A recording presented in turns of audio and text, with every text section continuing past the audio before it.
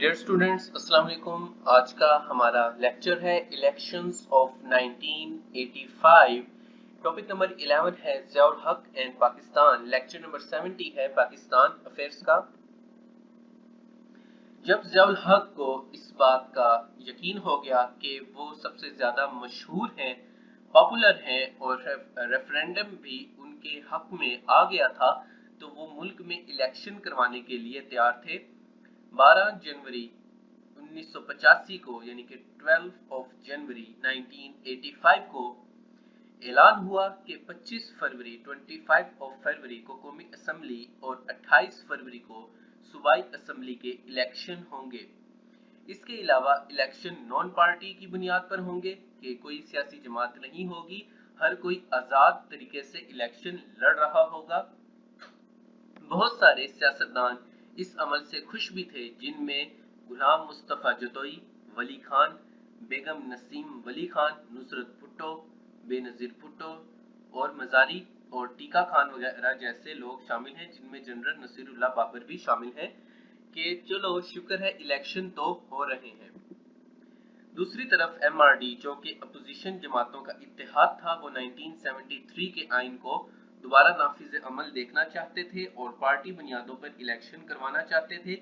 मगर हम आपको पढ़ा चुके हैं कि पाकिस्तान पीपल्स पार्टी ने बगैर किसी को बताए इलेक्शन लड़ने का ऐलान कर दिया था। इसके अलावा मोहम्मद खान जुनेजो, इलाही बख्श सुमरो, जफरुल्लाह खान जमाली वगैरह के कागजात भी जमा हो चुके थे और इनके किसी मुखालिफ के कागजात ना रद्द हुए थे, ना वो अगवा हुए थे, ना धमकियां मिली थी। तो जो सब लोग थे वो बहुत ही आराम और सुकून के साथ इलेक्शन में हिस्सा ले रहे थे।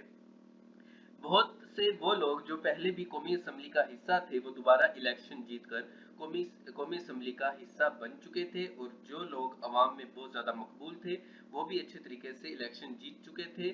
यानी कि नए चेहरे भी सामने आए थे और पुराने चेहरे भी शामिल थे। और दूसरी तरफ जो एमआरडी की वो जमातें जो हालात को अच्छे से पहचान ना सकी थी, वो पछता रही थी कि उन्होंने पार्टिसिपेट क्यों नहीं किया।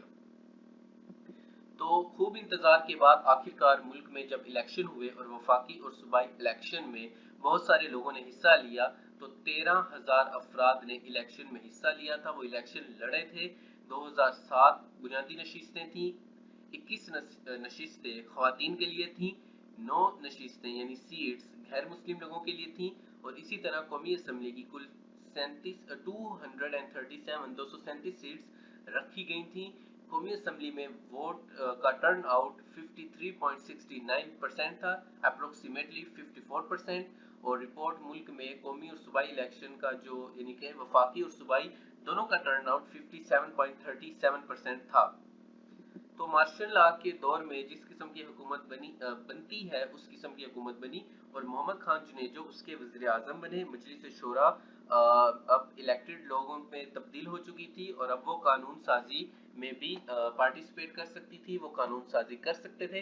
क्योंकि ये लोग इलेक्शन जीत कर आए थे, तो ये इनका हक था कि ये कानून साजी में हिस्सा ले और मुल्क का जो आइन है उसके अंदर अगर तरमीम भी करनी पड़े तो ये तरमीम करें। क्योंकि जो मॉडर्न सिचुएशंस होती हैं और जो न्यू टेक्नोलॉजी आती है, उसके लिए लॉ बनाने ज़रूरी होते हैं, वरना जो जराइम पेशा अफराद होते हैं जिनका माइंड क्रिमिनल होता है, वो उनसे फ़ायदा उठाते हैं।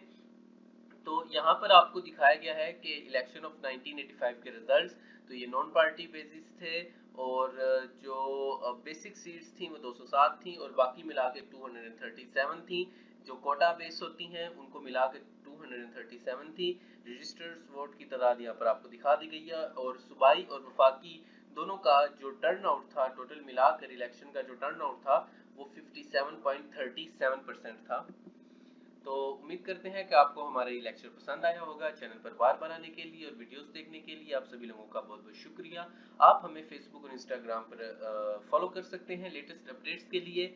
और इसके अलावा आप हमारा जो दूसरा चैनल है रिमाउ स्टूडियो, उसको भी जाकर देख सकते हैं। तो चैनल पर बार बार आने के लिए और वीडियोस देखने के लिए आप सभी लोगों का बहुत बहुत शुक्रिया। अल्लाह हाफिज।